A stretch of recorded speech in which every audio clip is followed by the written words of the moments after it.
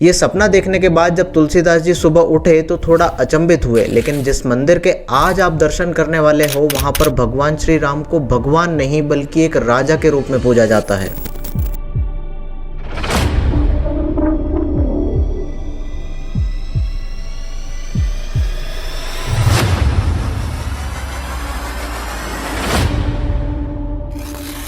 ये स्टोरी है मध्य प्रदेश के ओरछा में स्थित राजा राम मंदिर की, जहां पर आज भी भगवान को भगवान नहीं बल्कि एक राजा के रूप में पूजा जाता है और सभी व्यक्ति प्रजा के रूप में रहते हैं।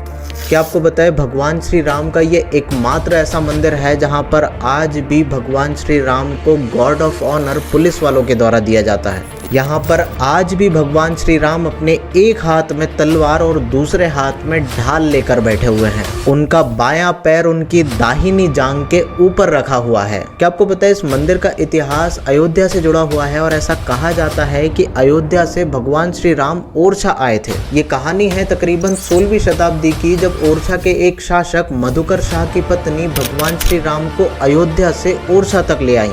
ऐसा कहा जाता है कि ओरछा के शासक मधुकर शाह भगवान श्री कृष्ण के भक्त थे और उनकी पत्नी भगवान श्री राम की भक्त थी। दोनों पति पत्नी के बीच में वृंदावन और अयोध्या जाने के बीच में विवाद होता है और ओरछा के शासक मधुकर शाह अपनी पत्नी को ये कहते हैं कि भगवान श्री राम की तुम इतनी ही ज्यादा आराध्य हो तो उनको यहाँ पर ओरछा में लेकर आके दिखाओ। और ये सारी बातें सुनने और समझने के बाद राजा मधुकर शाह की पत्नी रानी कुंवरी अयोध्या जाती हैं जिद करके और तकरीबन 21 दिनों तक बिना खाए पिए कठोर तपस्या करती हैं भगवान श्री राम के प्रकट होने के लिए। और जब 21 दिनों तक रानी कुंवरी कठोर तपस्या करती है और भगवान श्री राम प्रकट नहीं होते हैं तो हताश होकर पास वाली सरयू नदी में वो छलांग लगा देती हैं। और ऐसी भक्ति देखने के बाद ऐसा कहा जाता है कि भगवान श्री राम उस समय पर प्रकट होते हैं, लेकिन ओरछा जाने के लिए वो अपनी 3 शर्तें रखते हैं। ओरछा जाने के लिए भगवान श्री राम की 3 शर्तों में से सबसे पहली शर्त थी कि वो जिस जगह पर भी जाकर सबसे पहले बैठ जाएंगे फिर वहां से कभी नहीं उठेंगे। भगवान श्री राम की दूसरी शर्त ये थी कि जब वो ओरछा जाएंगे तो वहां पर राजा के रूप में विराजमान होंगे, उसके बाद कोई भी राजा नहीं होगा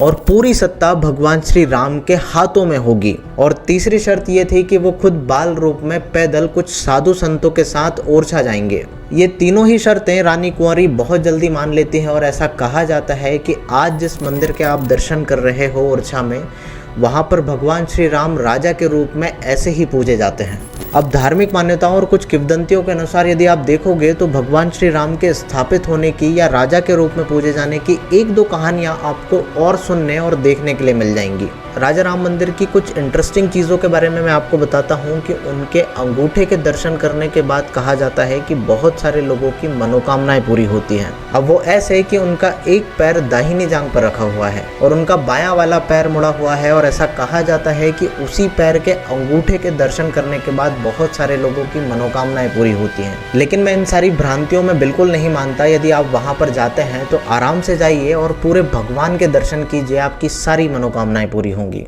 यदि आपने ये वीडियो यहाँ तक देखा है तो उम्मीद है ये वीडियो आपको पसंद आया होगा और इस वीडियो को आप शेयर कर सकते हैं। कुछ ऐसे ही वीडियोस के लिए चैनल को सब्सक्राइब करके बेल आइकन दबाना ना भूलें ताकि आगे की सभी वीडियोस की अपडेट आपको मिलती रहे। मिलते हैं अगले वीडियो में, तब तक के लिए धन्यवाद।